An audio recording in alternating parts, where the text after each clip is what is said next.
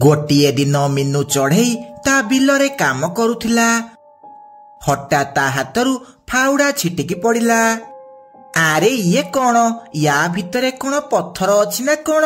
मो फाउड़ा हाथरू खसीगला कौन? जाउची देखिबी। एहा कही मीनू चढ़ई से माटी आड़ेला। ता भितरू गोटे बाक्स बाहरिला।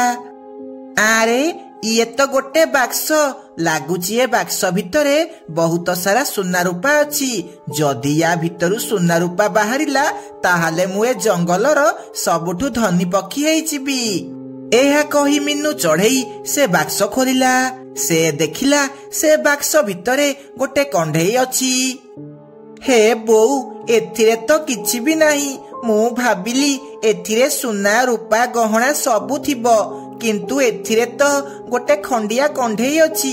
ए कंढेई मोर कौन हेबो? जाउची याकू फोपाड़ी देबी। आउ ए बाक्स नेई घर को जीबी। एथिरे मु जिनिस पत्र रखिबी। एहा कही मीनू चढ़ई से कंढेई को फोपाड़ी देला।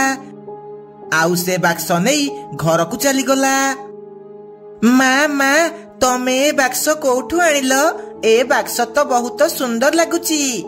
आरे झियो, मु ए बाक्स आम बिलरू पाइली।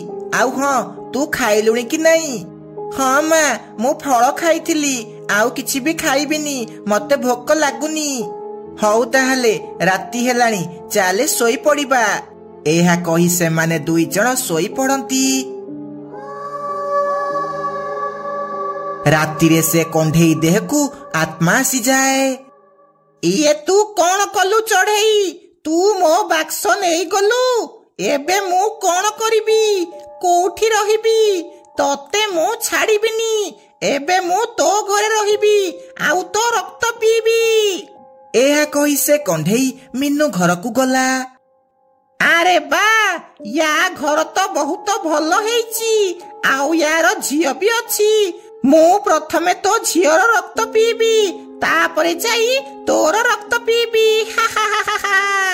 एहा कही से भूत कंढेई गुड्डीर रक्त पीबाकू लागिला। सकाळु गुड्डी देह बहुत असुस्थ हेई गला। मीनू देखिला गुड्डी को बहुत जोरे जर हेइची। आरे रातिरे तो या देह भल थिला, ताहाले सकाळु जर केमिति हेला? जाउची याकू डाक्तरंक पाखकू नेइकी जिबी। एहा कही मीनू चढ़ई गुड्डी को नेई डाक्तरखाना गला। डाक्तर गुड्डी को भल भाबरे चेक कले। मीनू चढ़ई, तो झियो देहरे जमारू रक्त नाही, याकू जल्दी रक्त देबाकू पड़िबो। डाक्तर बाबू, आपण जहा भी करी मो झियो को ठीक करि दियंतु। तू व्यस्त होनी मीनू चढ़ई, याकू रक्त देला परे ये पूरा ठीक हेइ जिवो। तापरे डाक्तर बाबू गुड्डी देहरे रक्त देले। किछि समय परे गुड्डी पूरा सुस्थ हेला। तापरे मीनू ताकू नेई घर को गला। रातिरे पुणी थरे से कंढेई भूत गुड्डीर रक्त पीबाकू लागिला। आउ सकाळु पुणी थरे ताकू जर हेला।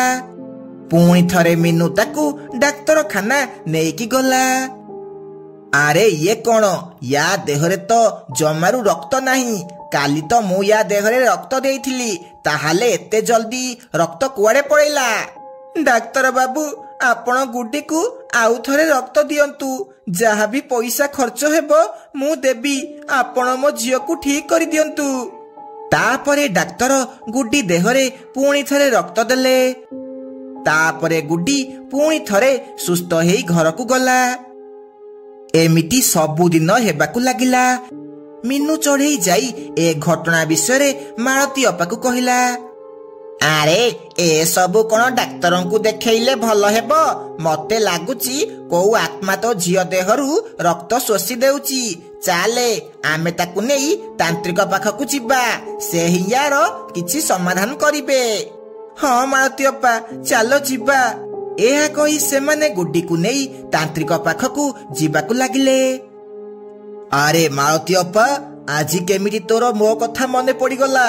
कथा कौन? तांत्रिक बाबा, आपण तो सबु जानिछंती। मु आउ कौन कहिबी? आपण एहार किछि समाधान करंतु। ए मीनू झियो सह जहा भी घटुची एथि पई ए मीनू ही दाई। तांत्रिक बाबा, मु कौन कली? ଆଉ ମୋ ପାଇଁ ମୋ ଝିଅର ଏମିତି ଅବସ୍ଥା କେମିତି ହେଲା? ତୁ କଣ ଜାଣିପାରୁନୁ? ତୁ ସେଦିନ ଯୋଉ ବାକ୍ସ ଆଣିଲୁ ଆଉ ତା ଭିତରେ ଯୋଉ କଣ୍ଢେଇ ଥିଲା ସେ ଗୋଟେ ଭୂତ କଣ୍ଢେଇ। ତୁ ତାର ବାକ୍ସ ନେଇ ଆସିଲୁ ବୋଲି ସେ ଏବେ ଆସିକି ତୋ ଘରେ ଅଛି ଆଉ ତୋ ଝିଅର ରକ୍ତ ପିଉଛି।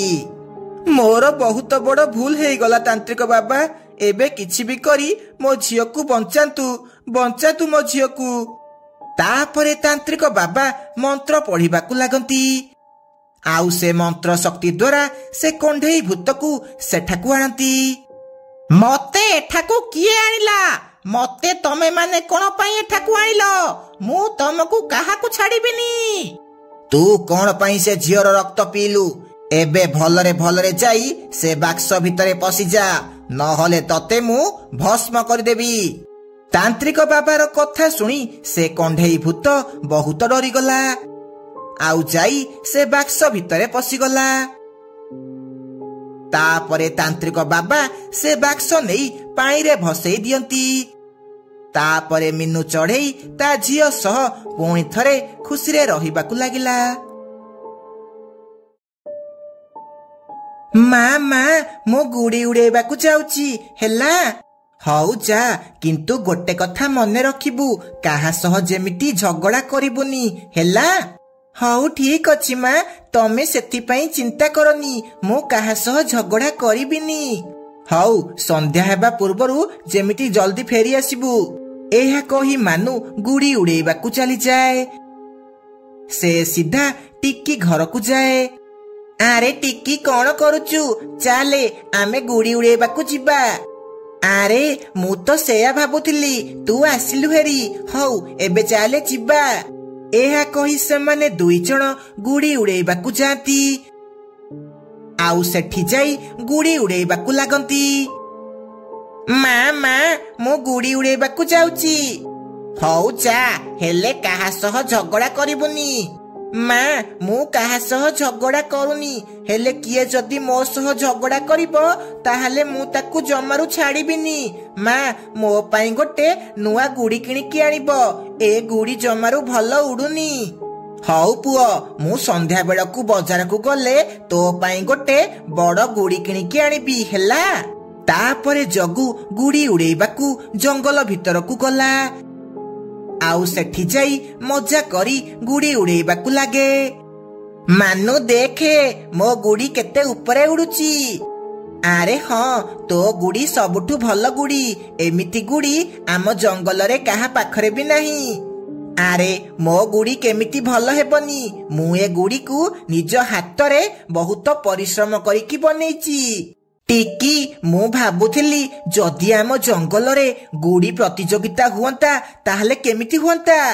ଆରେ ହଁ, ସେଇଟା ଭଲ, କିନ୍ତୁ ସେଇଟା କେମିତି ହେବ? ଯଦି ରାଜା ଚାହିଁବେ ତାହେଲେ ହେଇପାରିବ। ଏମିତି ସେମାନେ କଥାବାର୍ତ୍ତା ହେଇ ଗୁଡ଼ି ଉଡଉଥିଲେ। ସେତିକି ବେଳେ ଜଗୁର ନଜର ଟିକିର ସେ ବଡ ଗୁଡ଼ି ଉପରେ ପଡେ, ଯାହାକି ଦେଖିବାକୁ ବହୁତ ସୁନ୍ଦର ଥିଲା। ଆରେ ବା, ଏ ଗୁଡ଼ିଟା କେତେ ସୁନ୍ଦର ହେଇଛି ଆଉ ବହୁତ ବଡ ବି। ଯଦି ଏ ଗୁଡ଼ିଟା ମତେ ମିଳିଯାଆନ୍ତା ତାହେଲେ କେତେ ଭଲ ହୁଅନ୍ତା। ଏହା କହି ଜଗୁ ମନରେ ଲୋଭ ଆସିଗଲା ଆଉ ସେ ନିଜ ଗୁଡ଼ିକୁ ଛାଡ଼ିଦେଲା। ନା, ଏ ଗୁଡ଼ି ମୋର ଦରକାର।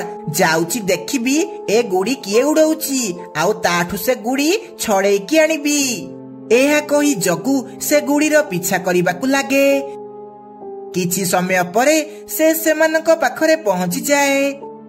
ଆରେ ତମେ ସବୁ କିଏ? ମୋ ନାଁ ହେଉଛି ଟିକି ଆଉ ଇଏ ମାନୁ। ହଉ ତମେ ମାନେ କଥା ହେଉଥା, ମୋର କିଛି କାମ ଅଛି, ମୁଁ ଘରକୁ ଯାଉଛି। ଏହା କହି ମାନୁ ଘରକୁ ଚାଲିଯାଏ।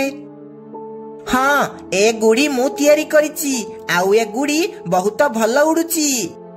ହଁ ମୁଁ ଦେଖିଛି, ଏ ଗୁଡ଼ି ବହୁତ ଭଲ ଉଡୁଛି। ତୁ ମତେ ଏ ଗୁଡ଼ିଟା ଉଡେଇବାକୁ ଦଉନୁ। ନା ନା, ମୁଁ ଏ ଗୁଡ଼ି କାହାକୁ ଦେବିନି। ଏ ଗୁଡ଼ି କେବଳ ମୁଁ ନିଜେ ଉଡେଇବି। ଟିକି ଗୁଡ଼ି ଦେବାକୁ ମନା କରିବାରୁ ଜଗୁ ବହୁତ ରାଗିଯାଏ। ଏ ଟିକି, ଭଲରେ ଭଲରେ କହୁଛି, ଏ ଗୁଡ଼ିଟା ମତେ ଦେଇଦେ, ନହେଲେ କଣ? ନହେଲେ ମାନେ ତୁ ମୋର କଣ କରିବୁ? ତାହେଲେ ଦେଖେ ମୁଁ ତୋର କଣ କରୁଛି। ଏହା କହି ଜଗୁ ଟିକିକୁ ବାଡେଇବାକୁ ଲାଗେ। ଏମିତି ବାଡେଇବା ସମୟରେ ଜଗୁ ଟିକିକୁ ପେଲି ଦିଏ। ଟିକିର ମୁଣ୍ଡ ଯାଇ ଗୋଟେ ପଥରରେ ପିଟି ହେଇଯାଏ। ଆଉ ଟିକି ସେଇଠି ମରିଯାଏ। ତୁ ମତେ ଗୁଡି ଦଉନଥିଲୁ ନା? ଏବେ ନାମ ନେରେ ପୁଅ, ଏବେ ତୁ ମରିଗଲୁ, ଆଉ ଏ ଗୁଡି ମୋର ହେଇଗଲା। ଏହା କହି ଜଗୁ ସେ ଗୁଡି ନେଇ ସେଠାରୁ ଚାଲିଯାଏ।